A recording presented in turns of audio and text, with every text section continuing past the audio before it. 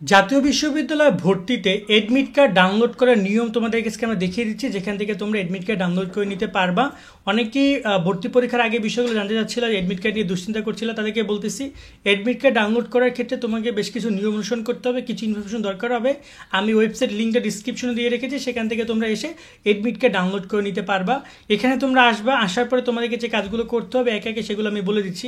মনে রাখবা admit card কবে দিবে, সেটা হচ্ছে তোমাদের এডমিট কার্ড দিবে আগামী পরীক্ষার ঠিক 7 দিন আগ থেকে তোমরা এডমিট কার্ড ডাউনলোড করতে পারবা। সো পরীক্ষা শুরু হবে তোমার এখানে 3 মার্চ, তিন মে। তো যদি 3 মে তোমার পরীক্ষা শুরু হয়, তাহলে আমরা দেখতে পাচ্ছি যে এখানে 1 এবং হচ্ছে যে 2 এবং 1 এই 2 দিন, আর এই পাশে হচ্ছে তোমার হচ্ছে 1 2 3 4 5 26 তারিখ থেকে 26 এপ্রিল থেকে তোমাদের এডমিট কার্ড ডাউনলোড শুরু হচ্ছে।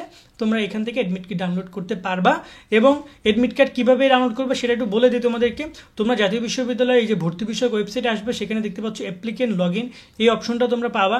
এখানে তোমরা তোমাদের অ্যাপ্লিকেশন আইডি এবং পিন নাম্বারটা দিয়ে প্রবেশ করবা, যেটা তোমার অ্যাডমিশন যে ফর্ম আছে এই ফর্মে তুমি অ্যাপ্লিকেশন আইডি এবং নিজে পিন নাম্বার পাবা, অথবা তোমাকে তারা দিয়েছে। দেন তুমি সেটা এখানে বসিয়ে লগ ইন অপশনে ক্লিক করার পরে তোমাকে লগ ইন করাবে। লগ ইন করানোর পরে এখানে তুমি তোমার সব ইনফরমেশনগুলো দেখতে পারবা। এখানে দেখতে পাচ্ছ ডাউনলোড অ্যাপ্লিকেশন ফর্ম নামে একটা অপশন আছে, এখানে ক্লিক করলে তোমার বর্তমান ফর্মটা ডাউনলোড হয়ে যাবে। বাট এটা কোনো দরকার নাই বর্তমান ফর্মে। এখানে তোমরা একটা অপশন পাবা, সেটা হচ্ছে এডমিট কার্ড ডাউনলোড। এই এডমিট কার্ড ডাউনলোড অপশনে ক্লিক করে তোমার এডমিট কার্ড ডাউনলোড হবে। যেহেতু এখন এডমিট কার্ড ডাউনলোড শুরু হয় না, বাট যখন শুরু হবে তখন তোমাদেরকে আমরা দেখিয়ে দিব যে কীভাবে একদম পুরোপুরি ডাউনলোড করতে পারবে। বাট নর্মালি এই যে ডাউনলোড অ্যাপ্লিকেশন ফর্ম বা ডাউনলোড অ্যাপ্লিকেশন ফর্ম এখানে বাটন আছে, এইসব জায়গা থেকে তুমি তোমার এডমিট কার্ডটা ডাউনলোড করে নিতে পারবে এবং দেখে নিতে পারবা যে তোমার এডমিট কার্ডে পরীক্ষা কেন্দ্র কোথায়।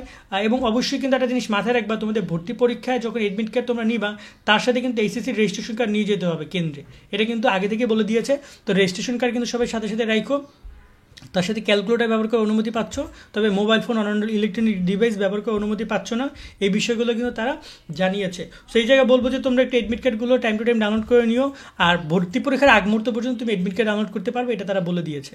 আজকের মতো আমরা ভিডিওটা এখানে শেষ করছি। নিয়মিত আপডেট পেতে আমাদের সাথে সাবস্ক্রাইব করে যুক্ত থাকো। আল্লাহ হাফেজ।